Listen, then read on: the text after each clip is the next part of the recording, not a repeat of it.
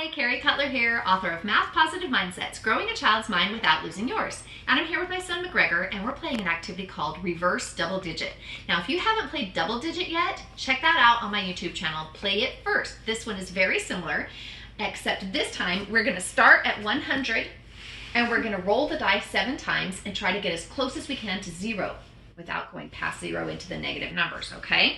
Every time you roll the die, you get to decide if you want it to be face value, which this time is 2, or multiply it by 10, 20, okay? You have to take all 7 spins. Are you ready?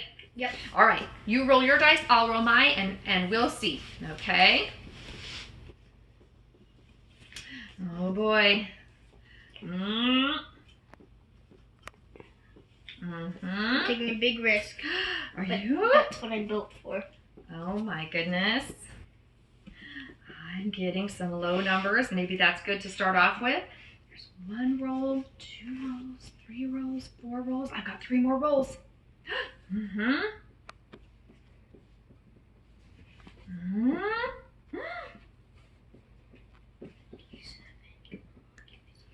2, 3, 4, 5, 6. This is my last roll, and I have 19. I have 92. I have 8. I've got 8. You got 8. I got 16. You beat me. You were closer to 0 than I was. I did it all in my math without any subtraction. You did a lot of mental math, and I chose to use standard algebra. Any way kids do it, it's great practice for subtraction, or maybe they'll think about adding up from. Who knows? We'll see. I hope you're having a good time building math positive mindsets with your kids and reasoning skills about place value.